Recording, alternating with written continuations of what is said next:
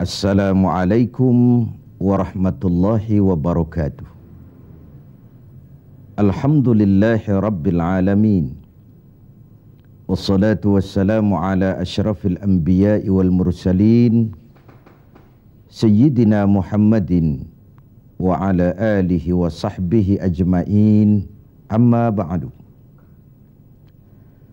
Saudara-saudara sebangsa, setanah air dan sekeyakinan yang berbahagia. Data-data terakhir yang sampai kepada kita membuat kita sebagai bangsa semakin prihatin. Walaupun tentu tidak membuat kita jadi pesimis, seraya kita tetap memberikan penghormatan dan penghargaan kepada upaya-upaya yang telah dilakukan oleh pemerintah kita. Data itu adalah 3/5 dari jumlah penduduk kita hidup di bawah garis kemiskinan. Ini artinya apa? 60% dari 210 juta rakyat kita hidup di bawah garis kemiskinan dan 20% diantaranya dalam kemiskinan mutlak. Berbagai macam komentar orang, ada yang tetap dalam alur rasional memberikan analisa kenapa dan mengapa ini terjadi. Ada yang berpendapat kurang kompaknya tim ekonomi kita. Ada yang bilang karena korupsi masih merajalela. Ada yang bilang rendahnya upaya untuk law enforcement. Ada yang lebih cenderung mencari kambing hitam, menyalahkan masa lalu. Namun realitasnya kemiskinan itu tetap berjalan, tetap berlangsung. Sementara kita harus melakukan upaya-upaya di dalam alur kebersamaan terhadap kondisi yang dihadapi oleh mayoritas bangsa kita ini. Pada jumpa ini saya ingin menyampaikan sebuah hadis yang diriwayatkan oleh Imam Al-Hakim. Rasulullah sallallahu alaihi wasallam bersabda, "Arba'un man kunna fihi nasyarallahu rahmatuh wa adkhalahu jannatuh." Ada 4 hal. Siapa saja yang mempunyai keempat hal ini, Allah akan pancarkan rahmat kepadanya. Allah akan pancarkan kasih sayang kepadanya dan dimasukkannya orang itu ke dalam surga. Mari kita lihat, semoga kita termasuk salah satu saja dari 4 hal yang dibicarakan ini. Yang pertama, man awa miskinan. Orang yang memberikan perlindungan, memberikan tempat tinggal, menaungi orang-orang yang miskin.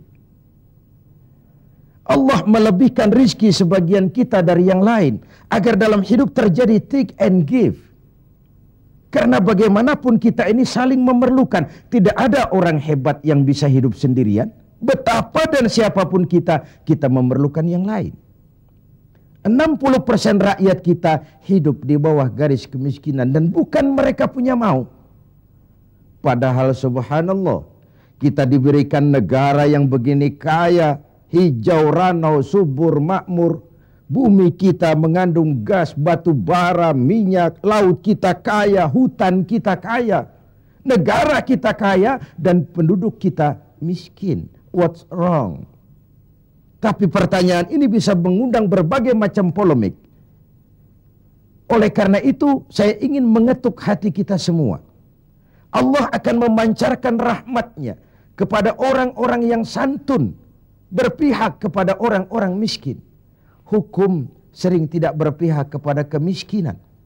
Kebenaran sering tidak berpihak kepada kemiskinan.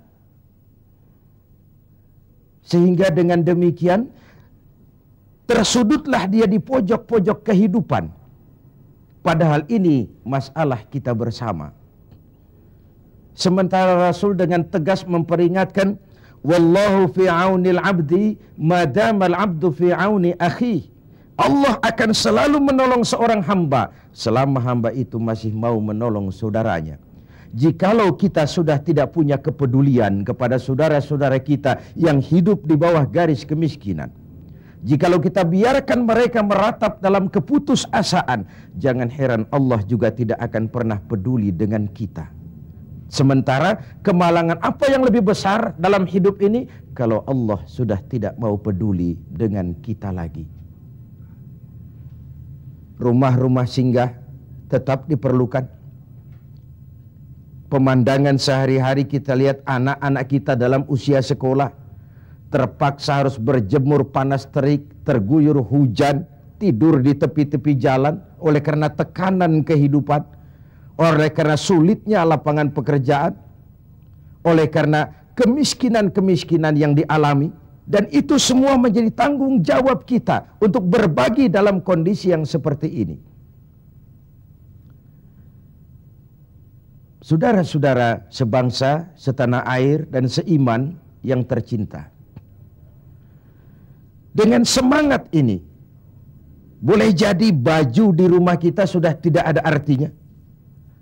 Tetapi ketika kita berikan kepada mereka, akan jadi besar artinya buat mereka. Sementara di rumah kita sendiri, kita sudah hampir lupa ada baju itu. Tidak tersentuh sama sekali. Beratkah kita memberikan sesuatu yang di tangan kita sudah tidak begitu berarti, sementara akan jadi pengarti yang paling besar bagi orang lain? Satu sisi ada orang sakit perut karena kekenyangan, sisi lain orang merintih karena kelaparan. Tidak bisakah kita menyisihkan sebagian saja supaya kita tidak berlebihan dan tetap sehat, sementara yang lain juga tetap tidak merintih kelaparan karena kekurangan makan? Kemiskinan merupakan musuh kita yang paling utama. Dan biang keladinya adalah belum stabilnya perekonomian kita. Penyebabnya bisa bermacam-macam. Karena kurang kompaknya tim ekonomi kita, iya. Karena warisan hutang, iya juga. Baik hutang pemerintah maupun hutang swasta. Karena orang-orang para pemimpin kita belum mampu melakukan terobosan-terobosan ekonomi yang menggembirakan, iya juga. Tapi rakyat kita sesungguhnya, kita lihat. Di lintasan pintu kereta, itu kadang-kadang penjaga pintu juga, kereta masih di mana-mana, pintu sudah ditutup. Panjang sekali antrian itu. Truk, bus, sopir-sopir keringetan. Setengah jam nunggu kereta mau lewat. Ketika lewat keretanya memang 11 gerbong, panjang sekali. Si sopir truk, si sopir bus, si kenek yang kekeringatan itu, pantas saja lama kita menunggu sampai keringetan. Keretanya yang lewat panjang betul. Ada kepuasan batin. Sebaliknya bayangkan, sudah setengah jam nunggu, keringetan, kepanasan, haus, mencekik leher. Antrian mobil panjang di lintasan pintu kereta. Begitu lewat, yang lewat ini cuma lokomotif. Nyumpah-nyumpah kenek-kenek sopir, sialan.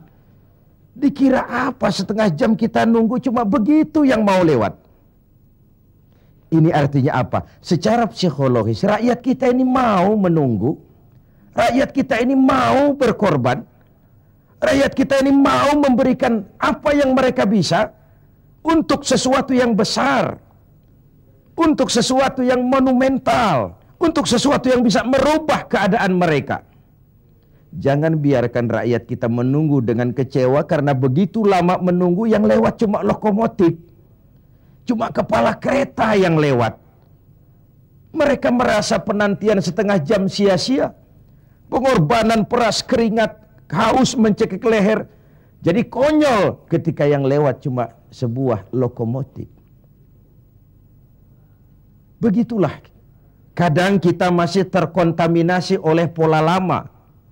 Sebagian dari pemimpin kita masih memandang bahwa jabatan itu fasilitas dan kekuasaan. Lebih celaka lagi bahwa jabatan adalah jalan pintas untuk menuju kaya. Merasa giliran. Kemarin kan giliran kamu, sekarang giliran saya. Sepanjang jabatan masih dianggap sebagai fasilitas dan kekuasaan, apalagi jalan pintas untuk menuju kaya, itu rampok. Negara sedang sakit. Ini musim kerja bakti. Pesta sudah selesai.